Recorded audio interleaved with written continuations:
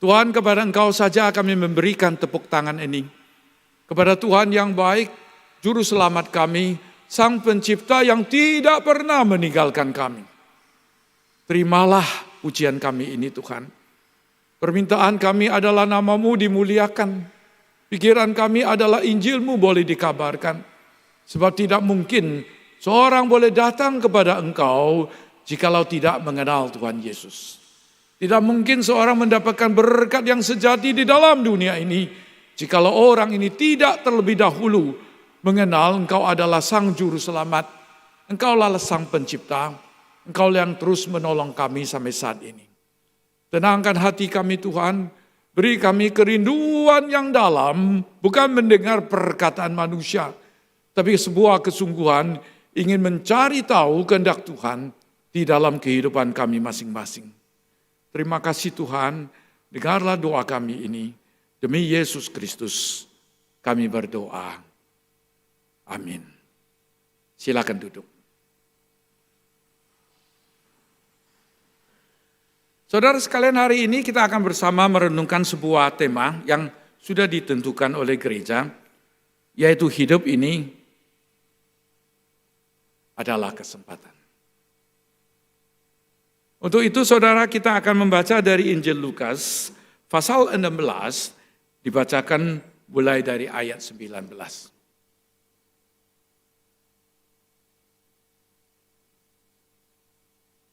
Injil Lukas pasal 16, saya tidak tahu apa yang terjadi, tapi ya, baik, terima kasih.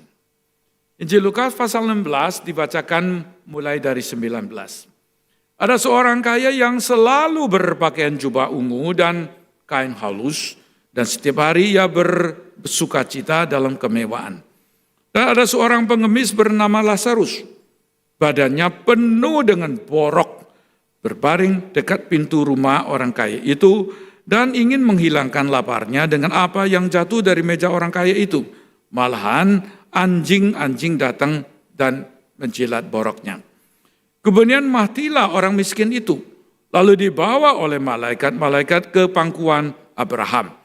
Orang kaya itu juga mati lalu dikubur. Dan sementara ia menderita sengsara di alam maut, yang memandang ke atas dan dari jauh dilihatnya Abraham dan Lazarus duduk di pangkuannya. Lalu ia berseru katanya, "Bapa Abraham, kasihanlah aku, suruhlah Lazarus supaya ia mencelupkan ujung jarinya ke dalam air dan menyejukkan lidahku. Sebab aku sangat kesakitan dalam nyala api ini." Tetapi Abraham berkata, "Anak, ingatlah bahwa engkau telah menerima segala yang baik sewaktu hidupmu. Sedang Lazarus segala yang buruk. Sekarang ia mendapat hiburan dan engkau sangat menderita. Selain daripada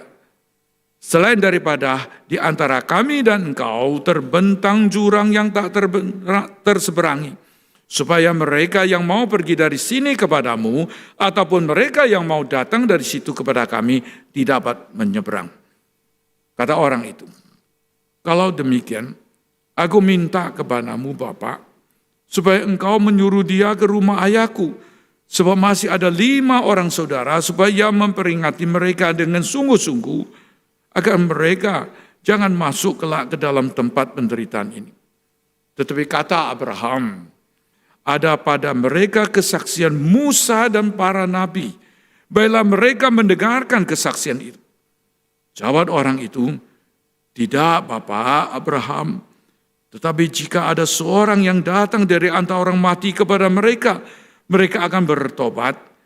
Kata Abraham kepadanya, "Jika mereka tidak mendengarkan kesaksian Musa dan para nabi, mereka tidak juga akan mau diyakinkan, sekalipun oleh seorang yang bangkit dari antara orang mati itu."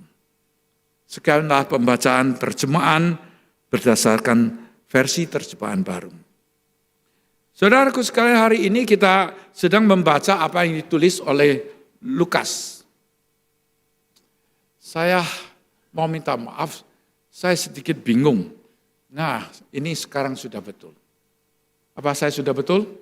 Saya kira sudah betul. Lukas itu adalah seorang penulis yang hebat, saudaraku. Dia menulis misalnya Injil Lukas yang jumlah pasalnya 24. Anda lihat ada awalnya. Dari awal itu Anda bisa tahu sebetulnya ada kitab lain juga ditulis Lukas. Yaitu Kisah Para Rasul. Berapa panjang Kisah Para Rasul? Kisah Para Rasul itu pasal 28 pasal panjang. Di dalam kedua kitab ini Anda bisa menumbuhkan ciri khas yang ada kalanya kita abaikan. Salah satunya adalah di Injil Lukas itu selalu memberikan gambaran yang kontras sekali. Ada mereka yang berkedudukan tinggi, tapi nggak saleh. Ada mereka yang kedudukannya rendah, gembala misalnya, justru datang mencari juru selamat. Bahana saudaraku ada orang yang kelihatannya luar biasa hebat dan saleh adanya. Padahal saudaraku sekalian mereka adalah orang yang membenarkan diri. Tapi di lain pihak saudaraku sekalian akan ditemukan bahwa di Injil Lukas ada orang yang dicibir, yang direndah, mereka yang disingkirkan, mereka yang di pinggiran masyarakat, yang sebetulnya adalah orang yang lebih berdekat dengan Allah. Kalau begitu saudaraku sekalian, hari ini kita bertemu dengan siapa? Saya tidak tahu apakah Anda hadir tadi di kebaktian pertama. Kebaktian pertama kita membahas, merenungkan, lalu sedikit menyelidiki mengenai seorang yang kaya sekali. Nah sekarang saudara kita akan bertemu dengan seorang yang namanya Lazarus. Tadi saya sudah baca bagian ini. Saya mau uji coba saudara, waktu saya baca itu memperhatikan atau tidak. Saya mau tanya, siapa namanya orang kaya itu? Siapa namanya? Pak Hartawan? Bukan. Indonesia banyak orang namanya Hatarto. Khususnya orang Tionghoa suka. Harta, toh. Toh itu banyak. Jadi harta toh. Ada yang namanya Sugiarto di sini? Maaf. Ada yang Suge itu sudah kaya. Kaya apa? Harta. Jadi Sugiarto. Ada yang harta tuh. Jadi saya mau ulang pertanyaan saya. Siapa atas bawah, kiri, kanan, depan, belakang? Siapa yang tahu nama orang kaya tadi itu yang selalu berpakaian indah? Enggak usah kerja. Kelihatannya enggak usah kerja. Kerjaannya cuma makan tidur, saudaraku, sampai dia meninggal dunia. Namanya siapa? Tidak ada nama. Anda punya nama? Ya lumayan. Masih ada nama. Jadi saudaraku sekalian, Injil Lukas itu ditulis dengan teliti yang ingin memberi Anda sebuah gambaran. Anda kaya tapi nggak punya nama. Di dunia ini ada orang yang kaya tapi nggak punya nama. Di sini ada seorang yang miskin tapi punya nama. Namanya siapa? Lazarus. Yang nanti saya akan jelaskan. Lazarus ini bagaimana saudaraku? Pengemis. Bahasa Nunyanai memungkinkan diterjemahkan menjadi orang miskin. Tapi kalau pengemis cocok lah. Jadi ini orang yang mengemis. Nah badannya penuh dengan apa?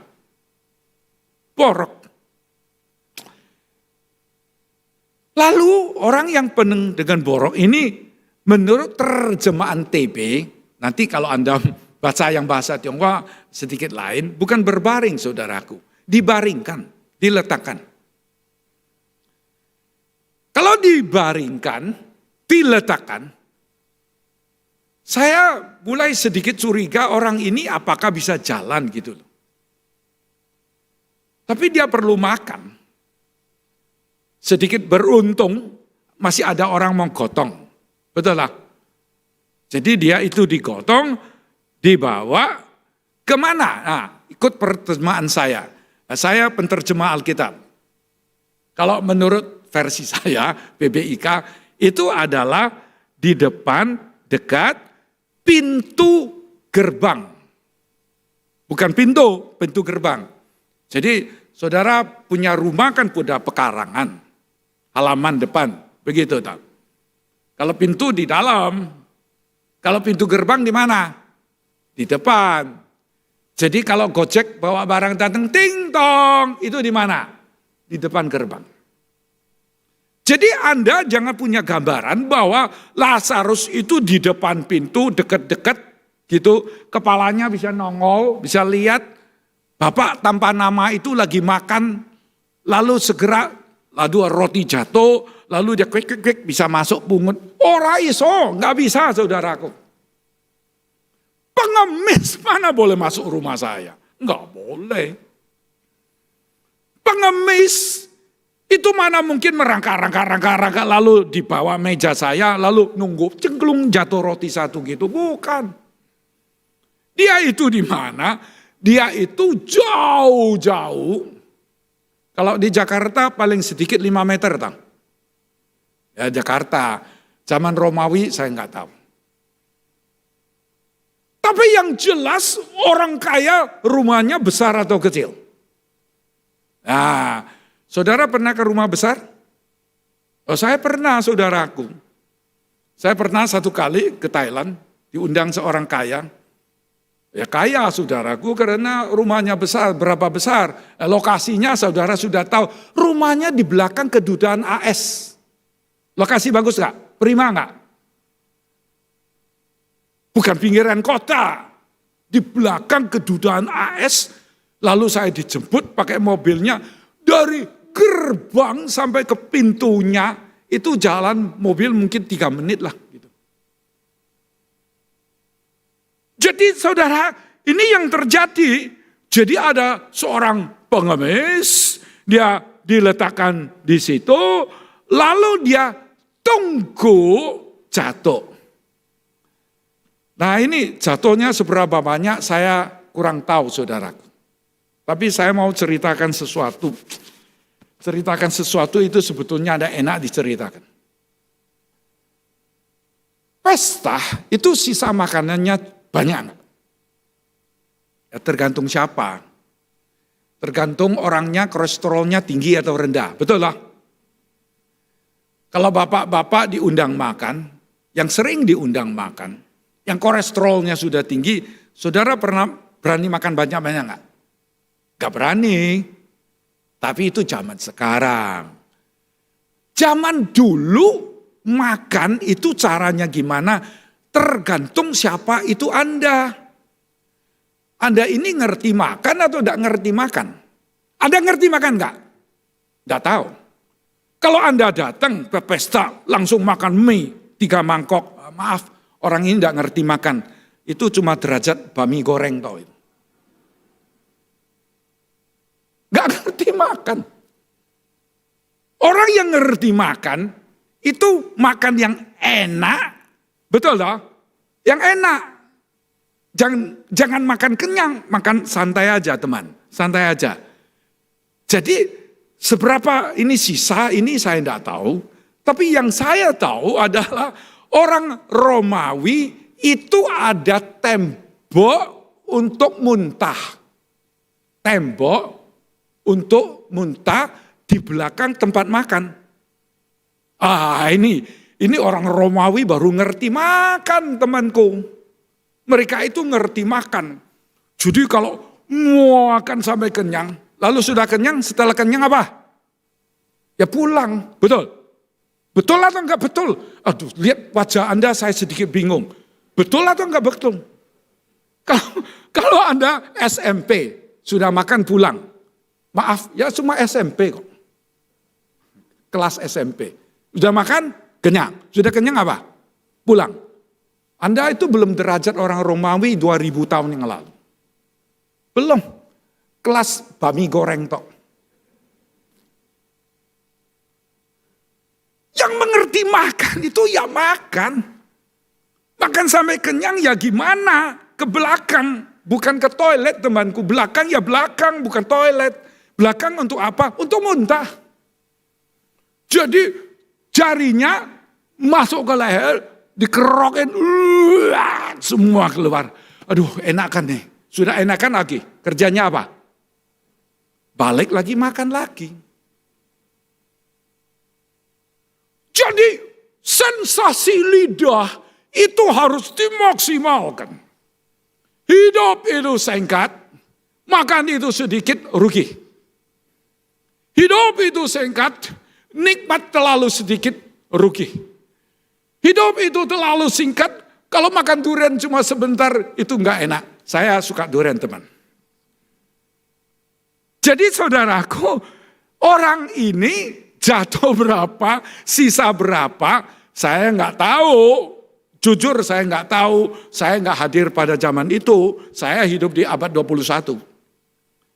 Tapi yang saya tahu, kata Yunaninya ada apo, yang berarti sebagian. Ngeri? Jadi Anda jangan terlalu imajinatif. Lazarus nebeng orang kaya, duduk di depan pintu gerbangnya, makan sampai puas. Itu buffet. Nah, dan maaf. Itu bukan buffet makan sama punya, enggak.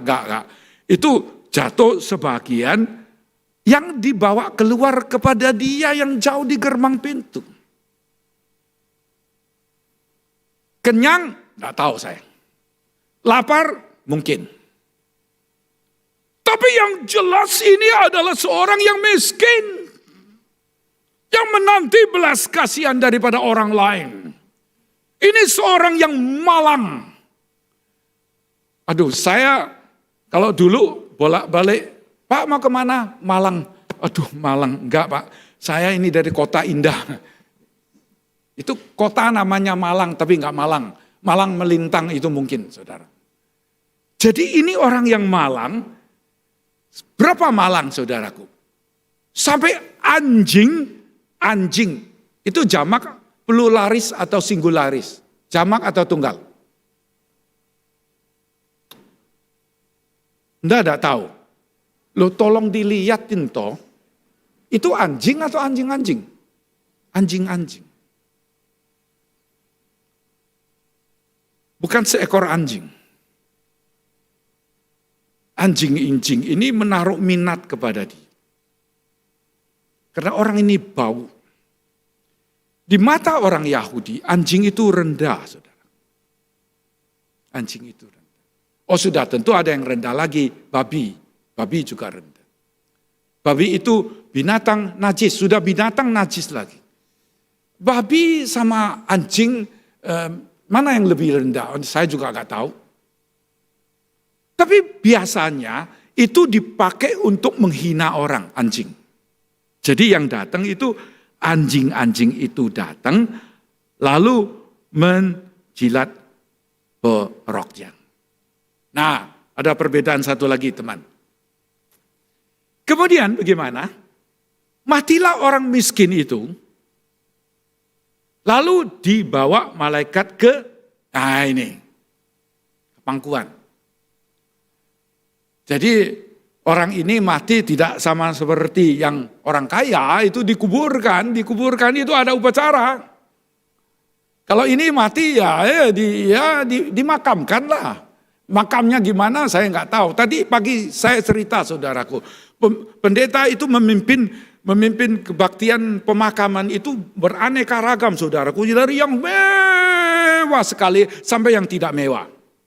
Tadi pagi, kebaktian satu saya sudah cerita, saudaraku. Ada orang mati, miskin, beli peti mati, asal beli yang tipis, yang kakinya nggak bisa masuk, gitu loh. Kakinya jolor keluar gitu. Lalu gimana? Ya gitu kok, gimana sih? Beli peti, siapa yang beli? Di mana beli? Di desa, mau beli di mana? Lalu ditanya, Pak, lalu ini gimana? Kamu gak usah tanya gimana, sebab saya juga tidak tahu begitu. Jadi kakinya di mana? Di luar, saudaraku sekalian. Ya gak apa-apa kalau orang hidup kalau naik bus juga gantung di luar. Toh. Orang hidup kan juga gantung di luar. Kalau orang mati gantung di luar, kenapa sih? Anggap naik bus gantung di luar aja lah. Jadi saudaraku, tidak ada upacara untuk orang yang mati ini, tidak ada. Tapi kalau orang kaya jelas dituliskan, dikuburkan. Kalau ini tidak ada, teman, tidak ada. Ini orang miskin. Temannya siapa? Temannya anjing. Sudah beruntung ada yang mau gotong bawa dia ke sana. Lalu dia itu dibawa oleh malaikat ke sana, ke pangkuan. Nah ini ada dua terjemahan. Tapi sebelum saya menjelaskan terjemahan ini, saya mau tanya sama Anda, duduk itu apa? Duduk ya duduk. Saudara sedang duduk, saya sedang berdiri, betul? Tapi kalau saudara ke Jogja, itu namanya apa? Enggak tahu, enggak pernah ke Jogja. Kalau di pinggir Malioboro itu lagi apa? Enggak tahu. Kapan-kapan ikut saya ke Jogja aja kalau gitu. Apa itu namanya? Nanti dulu kalau Tiongkok zaman kuno bukan gini duduknya. Ada zaman tertentu duduk di atas tumitmu. Nah, saya malu memperagakan kepada Anda. Serius. Duduknya di mana bukan gini. Duduknya gini. Maaf, tubuh Anda itu ditumpukan kemana? Tumit Anda. Nah, itu duduk. Jadi bukan duduk model Jepang. Bukan model duduk Anda. Anda ini duduknya sekarang duduk ini, ya, modern 21. Jadi saya tunjuk kepada Anda sebuah foto. Nah ini foto yang terkenal sekali. Tapi maafnya harus lahir batin lagi. Ini keliru, duduknya bukan begitu.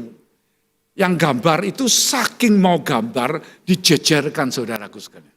Mana ada dorong jejer gitu kayak dipamerkan. Tidak ada, jadi itu jelas salah. Mana Yudas? Yudas itu yang nyenggol sampai garamnya tumpah, itu Yudas. Nah, kalau Anda mau lihat gambar lain, nah yang ini mungkin lebih cocok. Lebih cocok. Di mana orang yang namanya Yudas itu, yang di belakang, yang bagian gelap-gelap itu orang yang ke-13. Yudas. Dia sudah mau keluar. Bayangan belakangnya tertangkap. Ah, itu Yudas. Jadi seniman yang lain, gambar lain, dengan pola ini yang lebih dekat dengan posisi duduk pada zaman itu. Nah, yang ini mungkin boleh dipertimbangkan. Yang kiri itu mosaik, gambar yang dari itu batu-batu cilik, batu-batu kecil, mosaik. Tuhan Yesus duduk di mana? Bukan di tengah, di paling kiri. Lalu cara duduk gimana? Yang kanan. Itu gambar modern. Jadi bukan zaman kuno. Yang kiri itu mosaik abad 5 atau 6. Begitu. Jadi dengan kata lain saudaraku sekalian, saya sekarang mau kembali ke sini lagi saudaraku. Jadi bersandar pada dada. Itu duduk. Mungkin bukan pangkuan. Kalau pangkuan itu di sini. Maaf, Lazarus lagi cengeng sama Abraham. Bukan kan? Lazarus kan sudah tua. Sekarang ketemu lagi yang lebih tua, Abraham. Lalu bilang sama Abraham, Pak Abraham, saya Lazarus lagi pulang. Bukan begitu temanku. Yang betul itu adalah Abraham sedang membuat pesta menjamu siapa? Menjamu seorang yang datang disambut.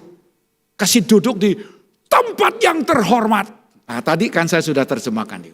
Duduk itu berarti sandar dada terhormat. Yang lain itu pendamping.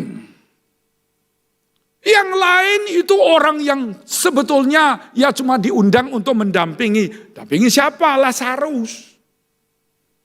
Ada seorang bapak namanya Abraham. Dia menyambut dan memberikan posisi yang paling terhormat yang paling dekat sama dia, yang sender pada dadanya, diberi penghormatan kepada dia, saudaraku sekalian. Nah, saya sekarang mau tanya sama Anda, sebetulnya gambaran ini apa? Kok sampai saya itu memutar begitu jauh? Izinkan saya bertanya, Abraham itu ciri khasnya apa? Kaya? Bukan. Ciri khasnya apa? Walaupun dia kaya. Ciri khasnya apa? Sampai disebut-sebut. Bapak orang berduit. Enggak. Bapak orang berbudi. Bukan. Bapak orang beriman.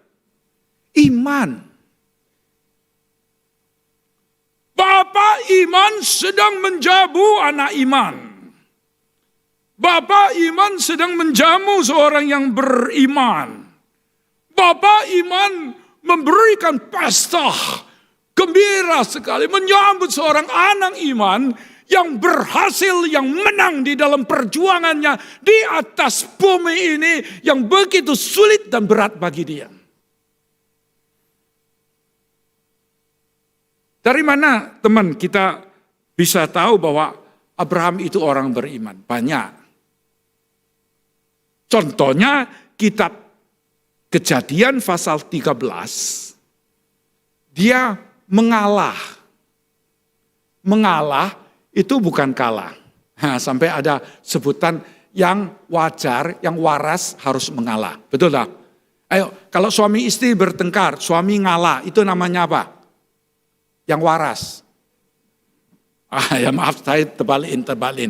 Kalau suami istri bertengkar, kalau istri itu mengalah, itu namanya apa? Yang waras. Yang ini kurang, gitu. Bukan saja lebih waras, lebih dewasa. Lebih dewasa. Di dalam dunia ini kalau ada dua orang bertengkar, dua orang itu betul. Dan pasti juga dua orang itu salah. Di dalam dunia ini yang waras, enggak, yang lebih dewasa, itu mengalah. Mengalah. Lah ya rugi Kenapa rugi? Karena keponakanku yang nama nyolot itu enggak sungkan-sungkan tuh. Enggak sungkan-sungkan tuh. Saya bilang monggo, dia bilang boleh, dia langsung pilih ini, pilih ini.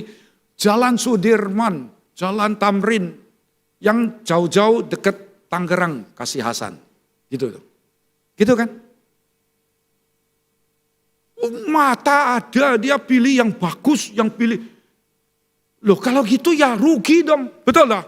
Kalau kakak adik berebut harta, caranya gimana? Kakak itu bersedia ada ngomong sama adik, dek kamu pilih dulu. Oh ya, saya pilih dulu ya, saya pilih dulu. Benar, saya pilih dulu. Saya pilih Mercedes BMW. Lalu yang Avanza kasih kakak, betul tak? Atau gimana?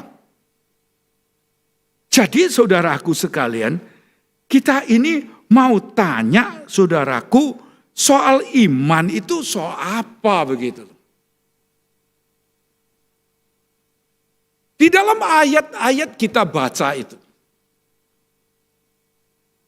dari mana kita bisa tahu bahwa ini adalah seorang yang beriman? Tadi kita sudah bilang ya, Abraham itu menjamu anak imannya pulang. Nah sekarang pertanyaan saudaraku sekalian, apa yang diimankan oleh Lazarus ini saudaraku? Lazarus buta enggak? Enggak. Lazarus saleh. Lazarus berdoa. Dia jadi kaya enggak? Enggak. Yang kaya itu loh. Itu paling kaya. Saya nunggu di depan gerbang pintunya, saya tunggu. Kalau dekat sedikit udah diusir. Gerbang pintu. Saya mau permisi tanya, kalau Anda adalah Lazarus, apakah ada timbul sedikit curiga? Di mana Allah yang kasih dan di mana Allah yang adil? Betul lah. Apakah di dalam hati kita ini lalu tidak menimbul sedikit perasaan, kenapa Allah yang adil? Kenapa kalau Allah itu adil? Kenapa Allah tidak memberikan sesuatu? Tidak usah minta banyak Tuhan, kalau borok saya itu boleh disembuhkan, kan saya boleh mencari pekerjaan.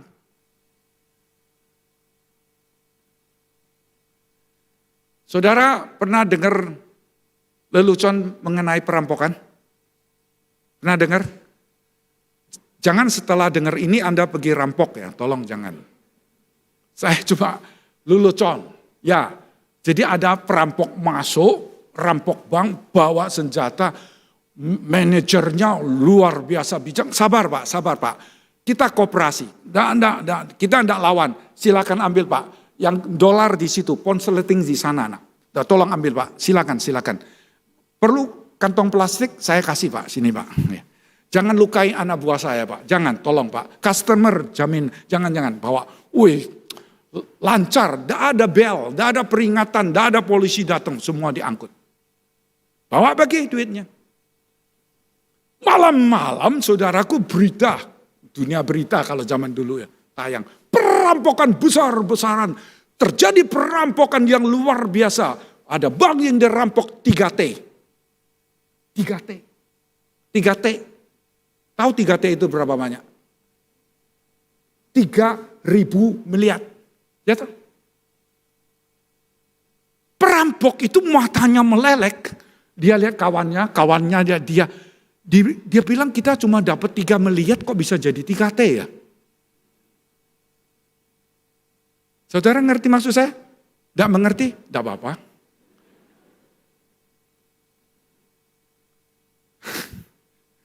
Perampok cuma dapat 3 miliar. Manajer bank lapornya 3T. Siapa perampok? Saya tidak ngomong, Anda yang ngomong. Saya takut nanti dituntut temanku. Betul lah. Jadi saudaraku di dalam dunia ini, kalau mau merampok, tolong jangan rampok bank teman. Lebih baik dirampok. Buka satu bank lalu dirampok. Itu cuannya lebih cepat. Kalau merampok cuannya cuma 3M. Kalau buka bank cuannya 2M 7 berapa? Susah ngitung. 900 sekian M. Betul? Jadi saudaraku, saya lagi miskin, lagi pikir orang miskin ini kenapa tidak ngerampok? Kenapa tidak mencuri saudara? Dia tidak kesal, dia tidak marah, dia tidak ngamuk. Itu berarti orang ini dalam hatinya yang sedalam-dalamnya, dia mengucap syukur, dia terima kasih kepada Tuhan, dia tidak ingin melakukan sesuatu. Imannya jauh lebih besar, maafkan saya, daripada orang yang kaya itu.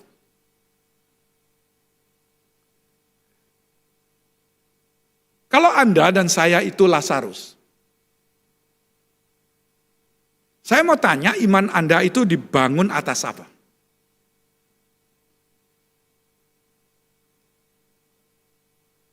Anda sakit, disembuhkan. Percaya Tuhan enggak? Enggak percaya?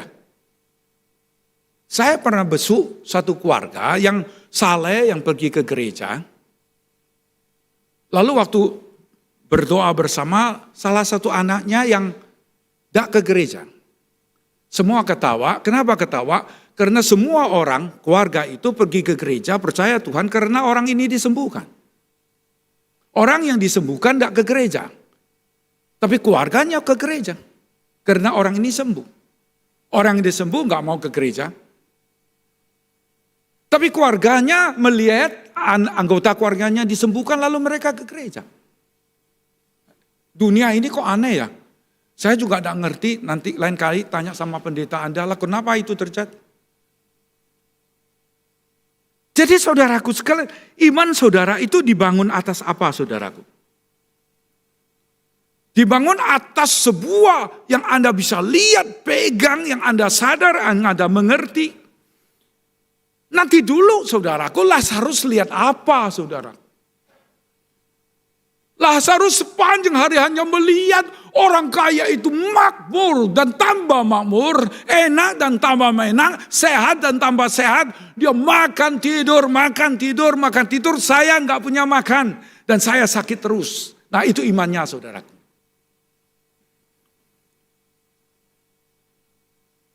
Saya ada kalanya pikir saya sendiri ya. Saya pikir saya sendiri. Di dalam kondisi itu saya bisa percaya Tuhan enggak? Apa yang saya pegang?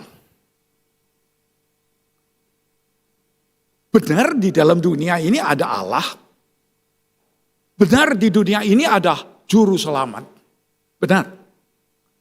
Tadi sebelum naik ke mimbar ini, lalu ada seorang saudara menceritakan dulu apa yang pernah saya cerita.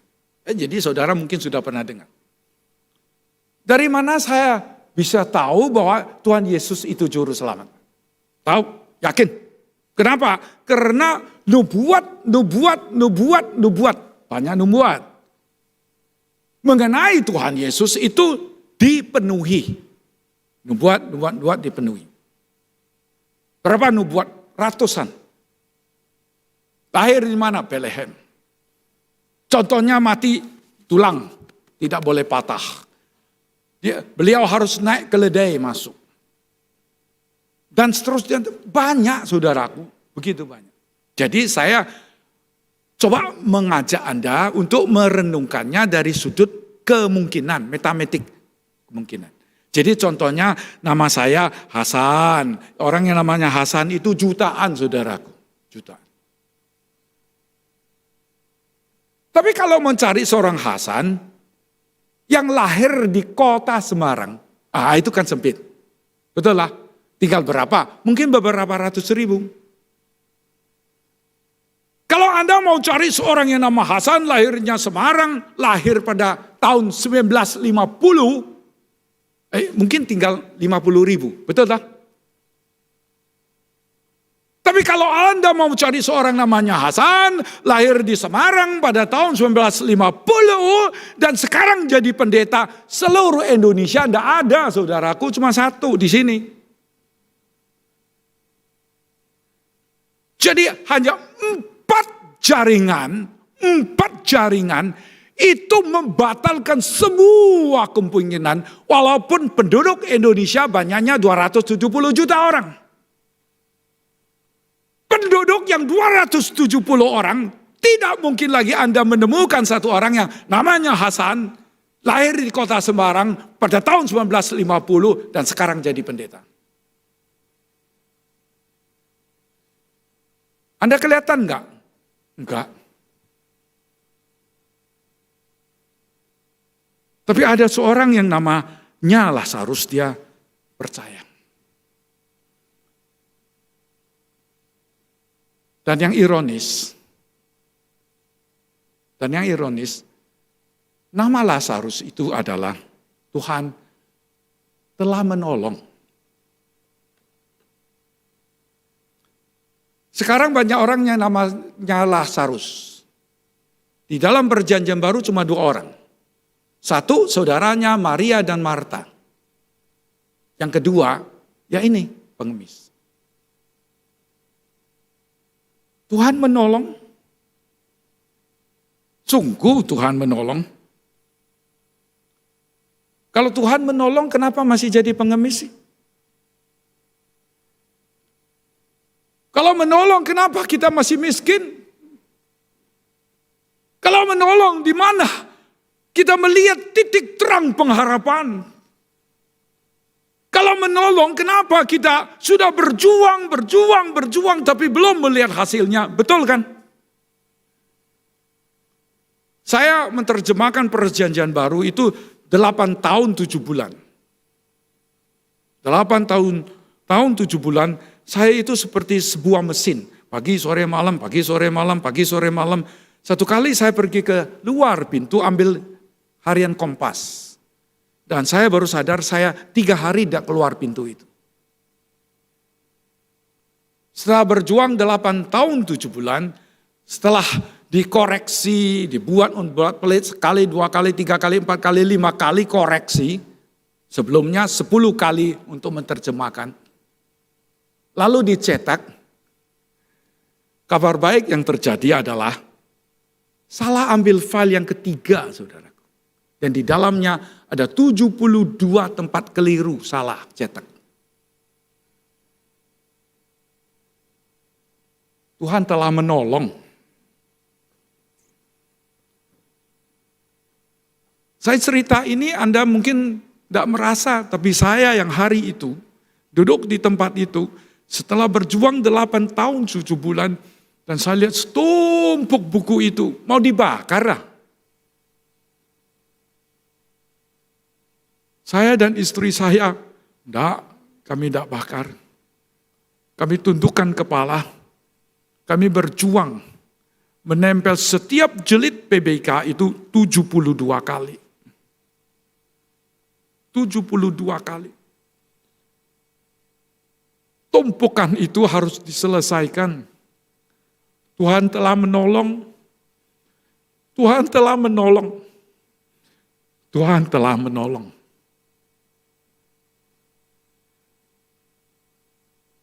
Israel itu memproklamasikan kemerdekaannya pada tahun 14 Mei 1948. Pada abad yang pertama,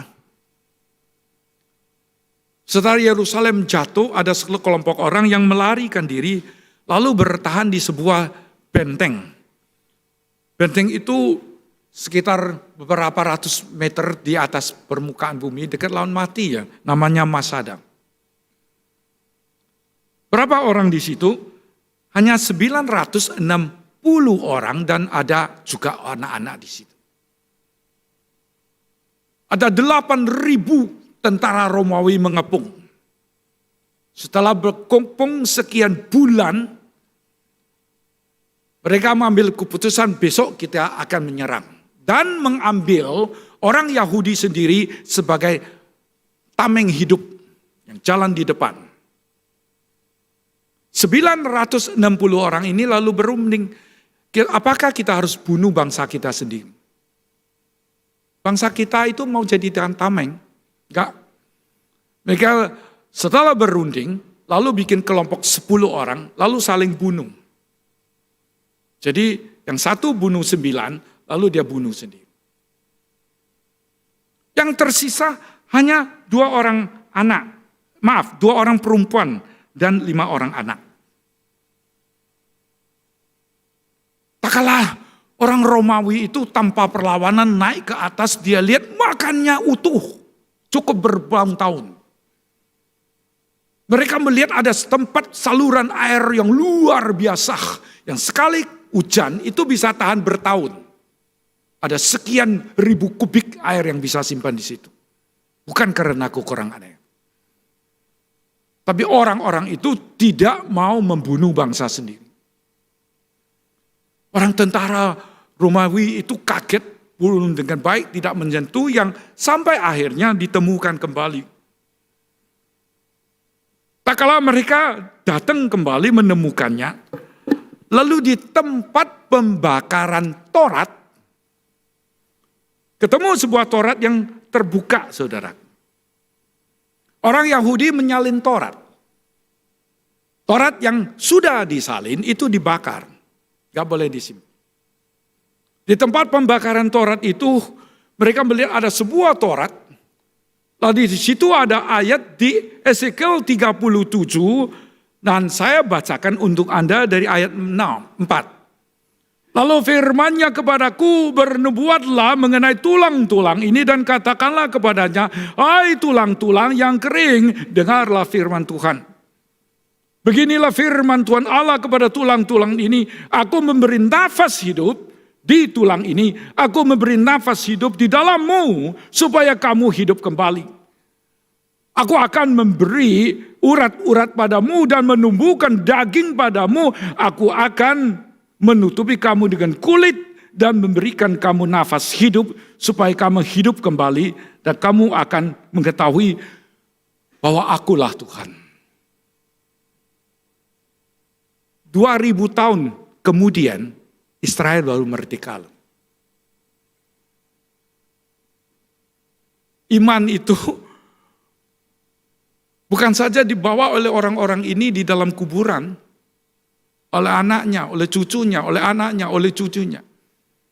Mereka tetap pegang bahwa Tuhan tidak meninggalkan mereka, dan 2000 tahun kemudian baru mereka menyaksikan itu terjadi. Hari ini saudaraku, saya ingin mengajak saudaraku merenungkan tema yang tadi saya sudah utarakan, tapi saya tambah dua buah kata. Hidup ini adalah kesempatan. Benar.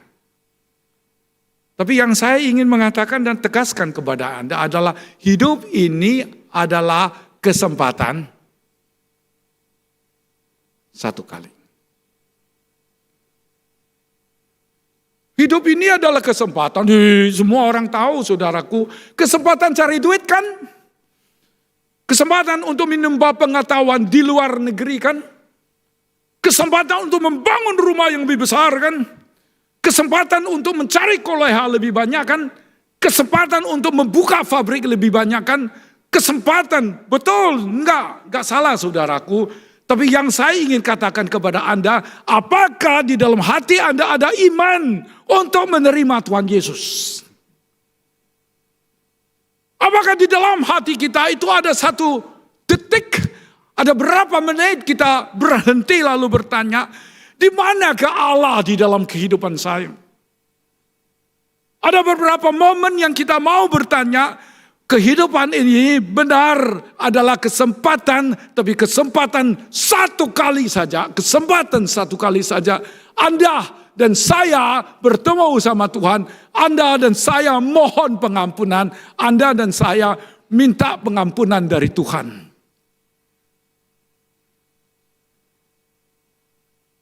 Lazarus, tanda petik, tidak seberuntung orang kaya itu. Tapi dia sesungguhnya lebih beruntung dari orang kaya itu. Lazarus, ironis bernama Lazarus. Dia tetap menjadi seorang pengemis. Tapi iman kecil yang di dalam hatinya itu tidak padam. Iman kecil itu tidak padam di dalam hatinya. Dia pegang teguh, dia pegang teguh, dia pegang teguh janji Tuhan. Dia berjalan terus mengikuti Tuhan yang baik. Saya ada seorang tante yang akhirnya menikah dengan seorang rohaniwan di Tiongkok.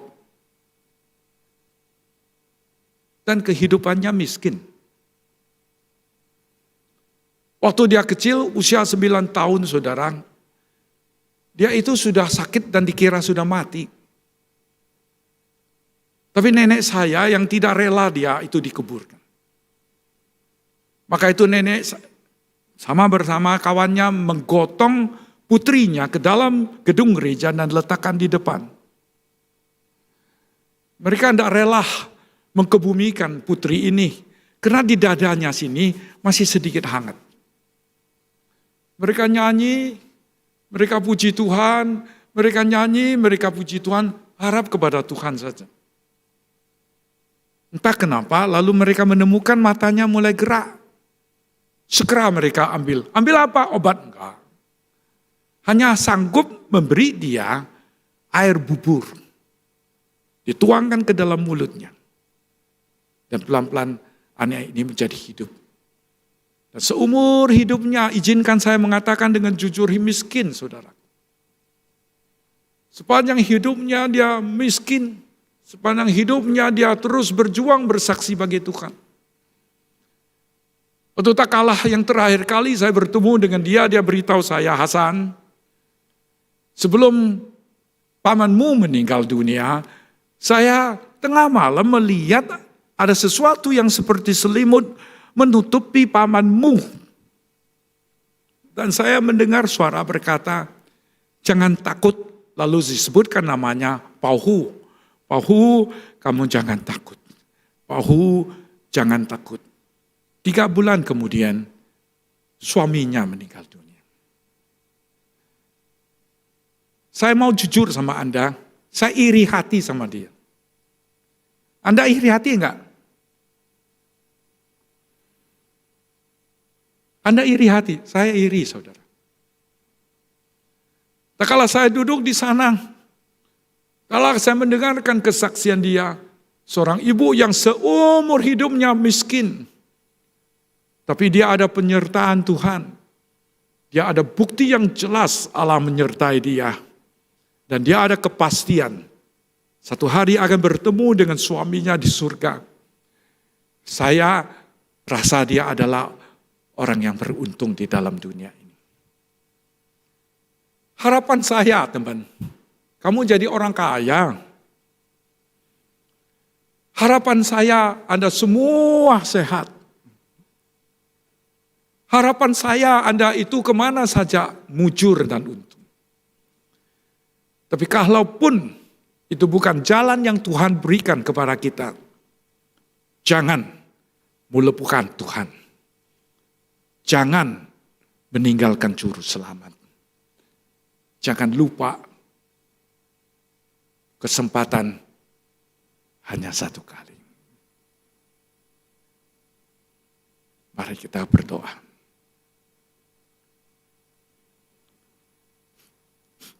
Tuhan, kami datang sebagaimana seorang yang bodoh, yang tidak sempurna, orang yang penuh dengan cacat celah.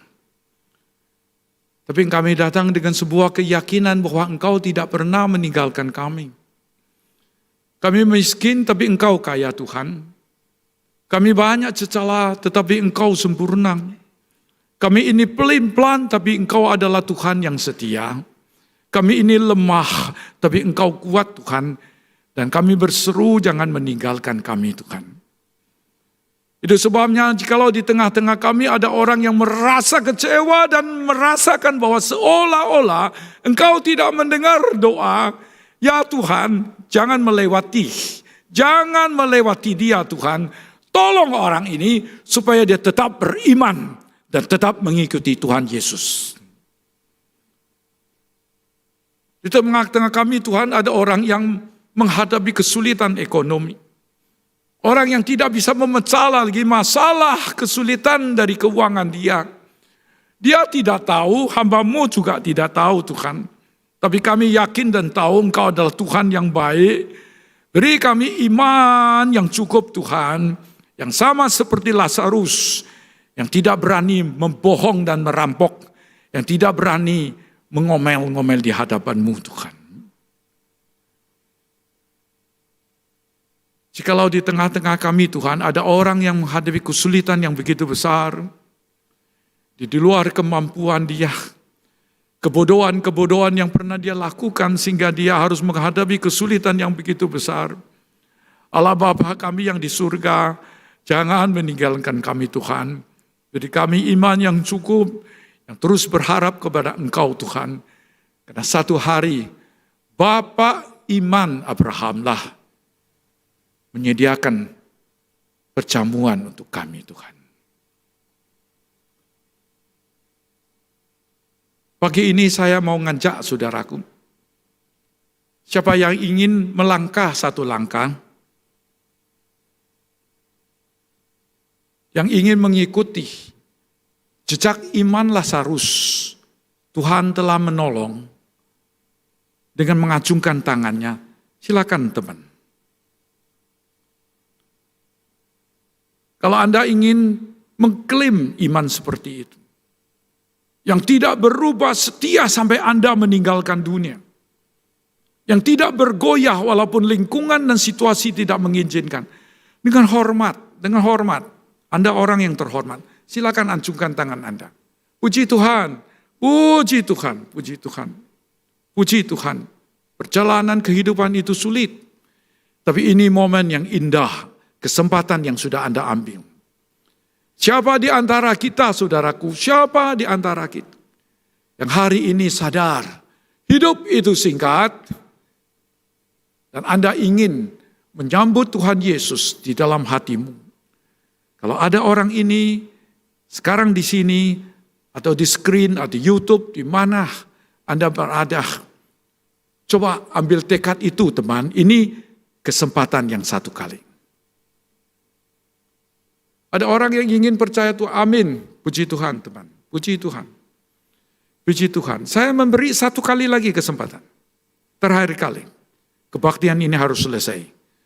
Kalau Anda ingin menerima Tuhan Yesus, saya miskin, saya tidak berdaya, saya penuh dengan cacat celah, saya tidak sempurna, saya dihina dan saya dipinggirkan. Tapi Yesus Kristus menyambut saya. Kalau ada orang demikian di tengah-tengah kita, dengan hormat, silakan ancungkan tangan Anda. Lalu kita akan bersama berdoa. Ada orang demikian? Puji Tuhan. Puji Tuhan. Puji Tuhan. Bapa yang di dalam surga, Engkau menilik sampai ke dalam lubuk hati kami yang paling dalam. Orang yang ragu yang hari ini menerima Tuhan Yesus dan mau setia sampai akhir, mohon Engkau menteguhkan dia. Di tengah kami ada orang yang mengacungkan tangan menerima Yesus sebagai juru selamatnya. Ya Tuhan yang baik, tolonglah kami Tuhan, jangan meninggalkan kami, agar di dalam perjalanan mengikuti Tuhan ini, satu hari kami dipuji sebagai hamba yang setia dan baik. Dengarlah doa kami Tuhan. Kami serahkan semua ini ke dalam tangan-Mu. Kami mohon Roh Kuduslah yang memelihara, menjamah, menolong, menguatkan setiap jiwa, setiap hati yang hati ini tersentuh di tempat ini. Jangan membiarkan gerakan itu berlalu. Jangan membiarkan sentuhan itu menjadi sia-sia. Tapi lindungilah kami Tuhan. Peliharalah kami di dalam perjalanan ini.